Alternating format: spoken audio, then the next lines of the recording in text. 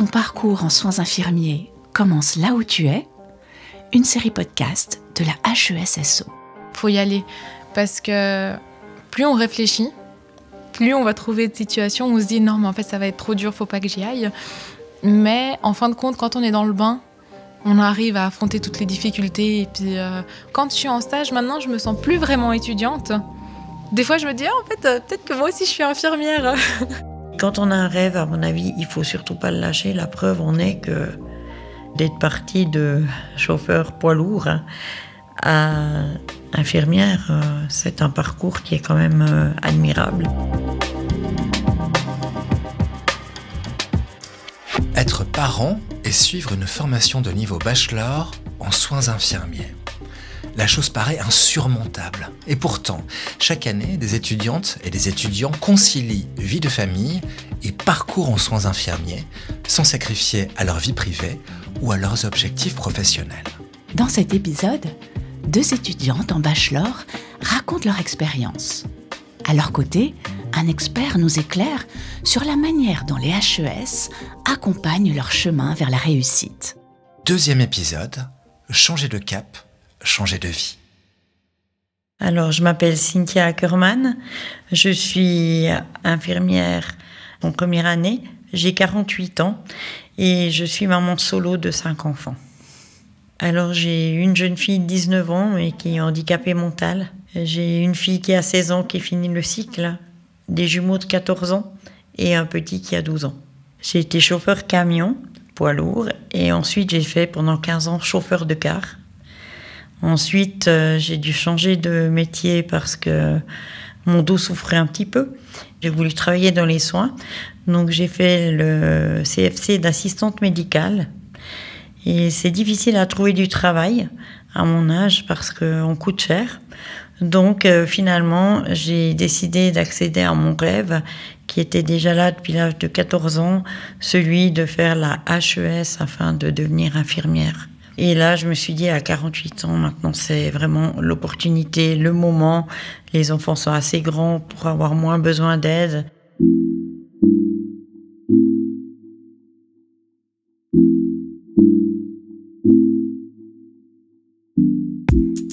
Alors je suis Sheila, actuellement je suis en train de finir mes études en soins infirmiers. Je termine mon dernier stage. J'ai 2 enfants à la maison, un qui est un peu plus grand qui a 5 ans et puis un autre qui a 15 mois. Alors il faut savoir qu'à la base, je ne m'étais pas du tout prédestinée à faire de la santé ou d'être dans les soins. Parce qu'à la base, j'étais plutôt partie pour faire du business, de l'économie, du management. Totalement par hasard, en fait, je me suis retrouvée à faire un stage pour de la comptabilité, mais dans un cabinet de physiothérapie. Donc, en fait, de nouveau au contact de la santé. Et c'est notamment, en fait, à travers mon stage dans le cabinet de physiothérapie où j'ai eu ce déclic, où je voulais être auprès des personnes. Mes 6 semaines de stage se sont transformées en 3 années de travail. Et c'est qu'à mon retour de congé maternité de mon premier petit garçon que je me suis dit, je vais reprendre des études. Je pense qu'il y avait tout un lien aussi. J'ai été confrontée à la maternité. J'ai aussi été confrontée personnellement aux hôpitaux, du coup, de ma personne à moi, avec des sages-femmes, avec des infirmières. Et je pense que de se dire qu'en fait, à l'hôpital, il y a aussi des belles choses qui se passent. Donc ça a été, je pense, un déclic aussi.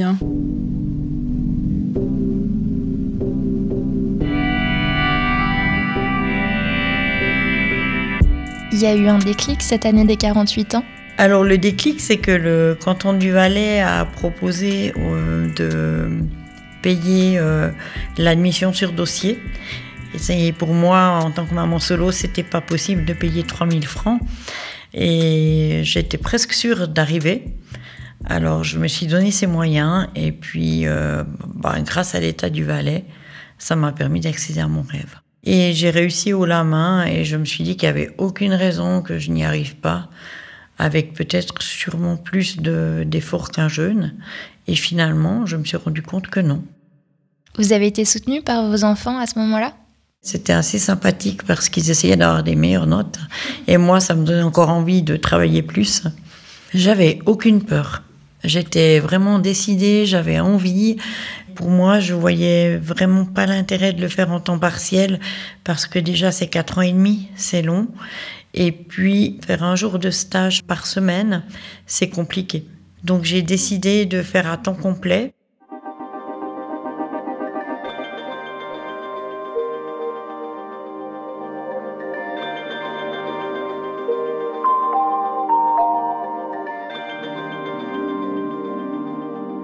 Ce qu'on a fait en fait avec mon mari, c'est que comme on travaillait les deux, on a quand même fait pas mal d'économies avant.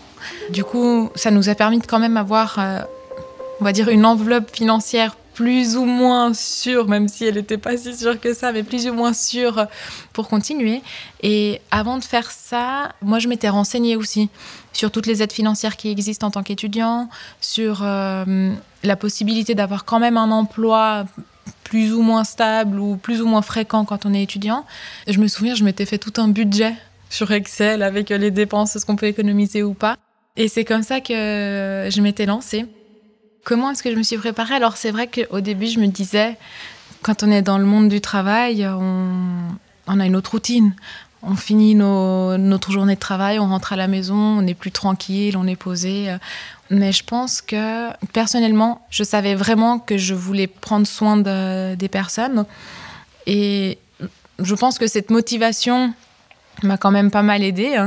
Mais après, clairement que c'était pas facile, ni au niveau de la routine quotidienne, ni au niveau financier, ni au niveau familial, parce que du coup, avec mon mari, puis quand même notre petit garçon à la maison. Mais je pense que quand on est dans le bain, on ne se rend pas vraiment compte des choses. Mais maintenant que j'ai fini, j'en parlais justement l'autre jour, je me dis, ah ouais, quand même. Enfin, c'était... Il fallait le faire. C'est ça.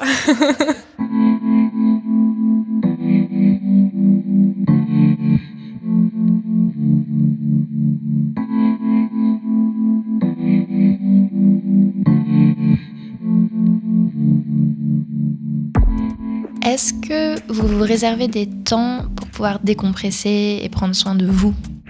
Alors, j'en ai pas. De plus, je suis proche aidante. La personne qui me garde mes enfants est paraplégique. Et pour le moment, j'ai pas de temps pour moi. Mais je sais qu'après ces 3 ans, j'aurai un métier qui me plaît.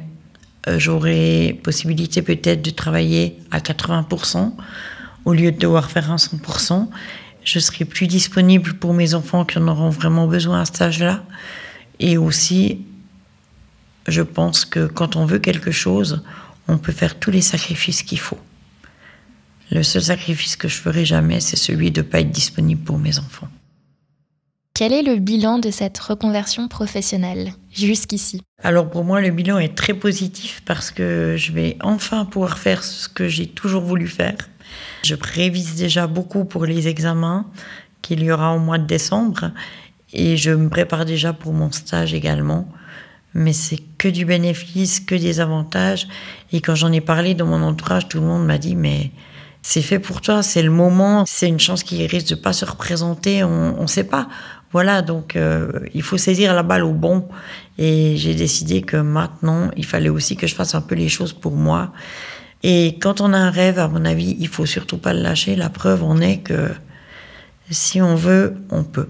Donc je pense que d'être partie de chauffeur poids lourd à infirmière, c'est un parcours qui est quand même admirable.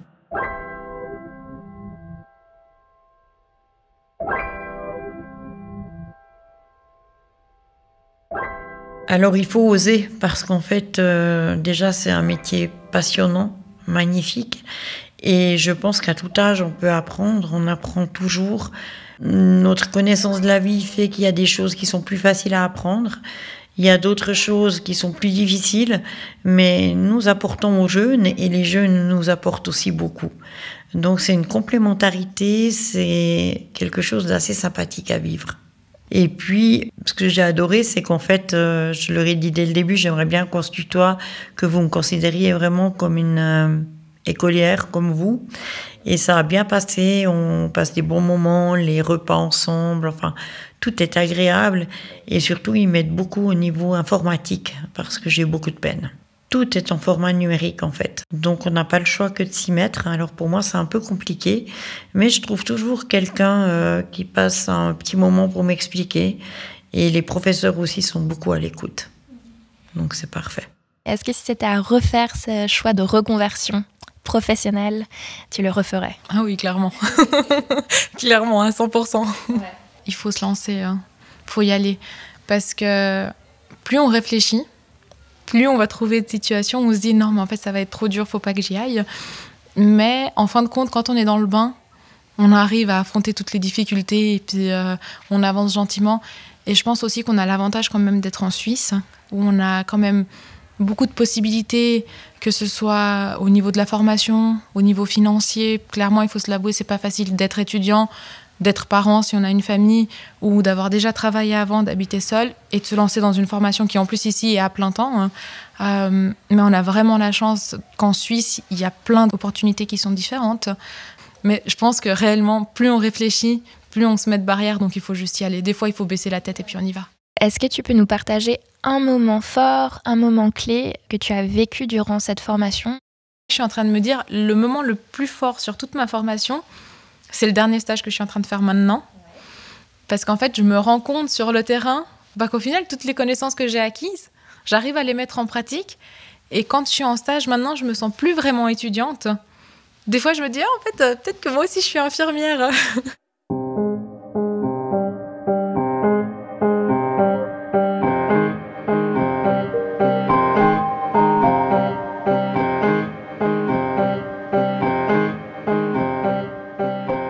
Alors, je m'appelle Olivier Morénon, je suis maître d'enseignement à la Haute École Arc Santé Neuchâtel-Delémont. Je suis aussi conseiller pédagogique, conseiller aux études.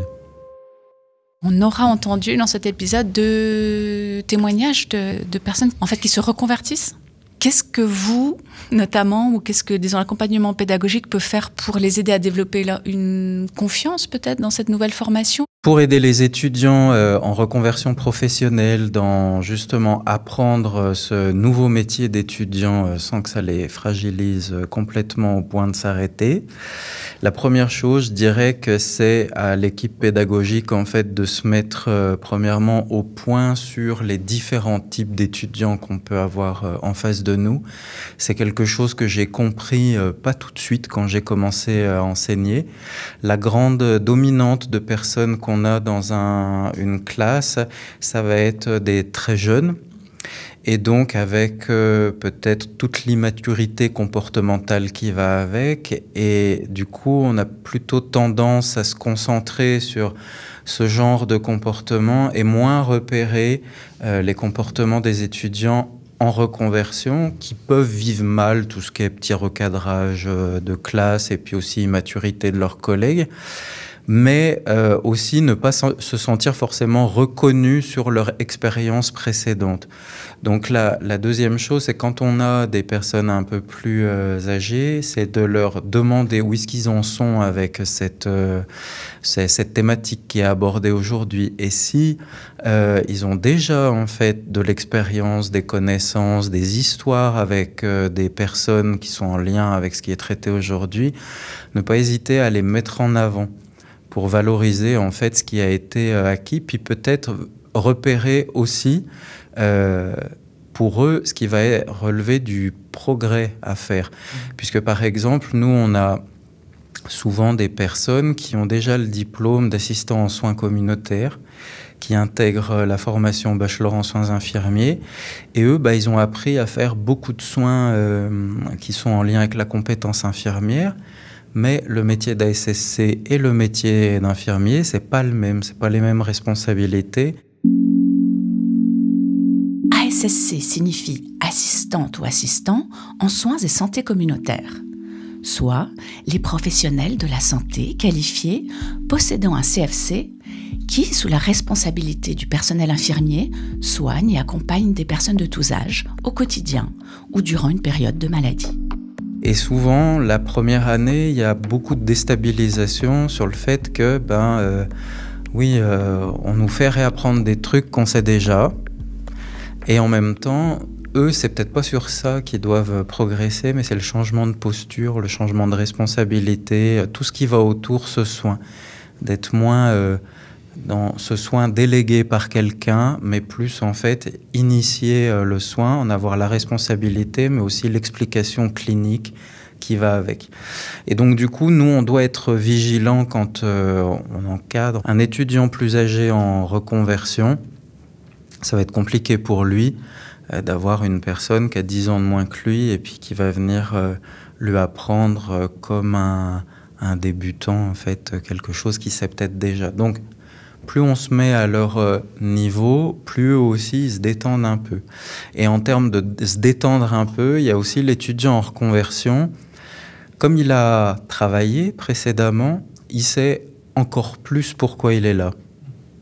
S'il a travaillé dans les soins, il sait les conséquences que ça a, en fait, de ne pas savoir quelque chose sur une maladie ou une technique. Il sait aussi ce que ça veut dire, les enjeux pour sa vie personnelle, d'avoir un semestre de plus à refaire. Du coup, c'est des étudiants qui ont souvent une pression de réussir. Ils se mettent une barre extrêmement haute. Donc, pour un prof, ça a l'air sympa, mais c'est souvent que ça témoigne en fait de beaucoup trop d'inquiétudes. Et en fait, ça doit nous faire penser à mais est-ce qu'en fait, il n'est pas en train de ruiner sa santé mentale? Parce que ce qu'il est en train de me demander, c'est certainement comme il pousse les révisions à la maison, comme il en fait peut-être 100 fois trop par rapport à ce qui est attendu. Donc, nous, en tant qu'enseignants, on doit pouvoir à un moment aussi, par diverses activités pédagogiques, mais aussi des conversations informelles sur demander comment ça va, comment ils s'adaptent, est-ce qu'ils arrivent à justement prioriser un peu les apprentissages, faire un peu le deuil qu'ils n'ont pas tout à savoir sur le bout des doigts pour avoir le niveau minimum et qu'il y a un moment, il faut souffler aussi.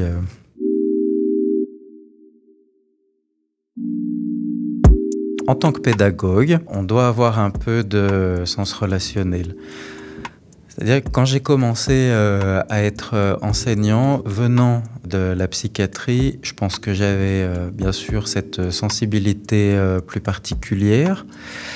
Et j'ai été confronté à des discours de collègues très défensifs sur le sujet, en disant oui mais bon, on n'est pas là pour soigner les étudiants. Ils sont là pour apprendre, on doit rester sur un volet pédagogique, on n'est pas leur infirmier, leur infirmière nous-mêmes. Et je m'étais dit, bon, je suis pas d'accord avec ça, et puis j'ai pas l'impression de faire du soin avec eux. Et puis après, quand j'ai repris mes études en sciences de l'éducation, j'ai compris que j'étais pas dans le faux, que déjà dans l'éducation, il y a tout un tas de spécialités qui viennent apporter leur pierre à l'édifice, comme la sociologie, comme la philosophie, comme la didactique. Mais si on occulte le volet psychologique dans son approche d'accompagnement, en fait, on n'a fait que la moitié de l'accompagnement. Et donc, ce qui fait le lien, c'est justement cette finesse, savoir dépister en fait dans un groupe qu'on a en face de nous tous les enjeux psychologiques, relationnels, tout ce qui peut favoriser ou freiner l'apprentissage. Et un des trucs que j'avais retenu en faisant mon doctorat, je le synthétise comme ça, c'est qu'il n'y a personne dans la vie qui apprend bien s'il n'est pas bien.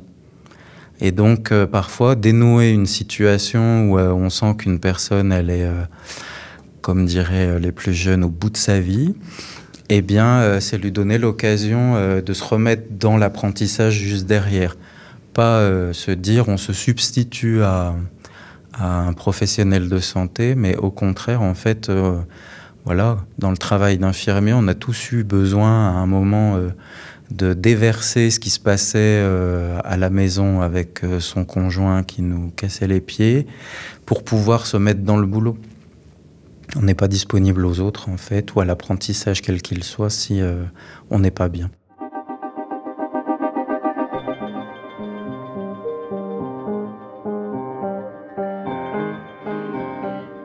Les personnes qui sont en reconversion, encore une fois, elles savent la plupart du temps pourquoi elles viennent se reconvertir.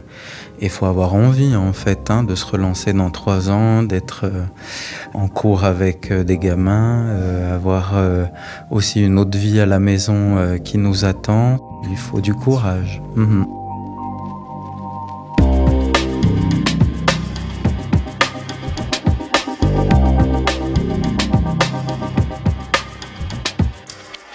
C'était Ton parcours en soins infirmiers commence là où tu es, une série podcast de la HESSO. Merci à Cynthia Ackermann, Céla Maxouti et Olivier Morénon d'avoir accepté de participer à ce podcast. Dans le prochain épisode, on s'intéressera à la manière dont on peut équilibrer son quotidien en travaillant tout en suivant un parcours de niveau bachelor en soins infirmiers.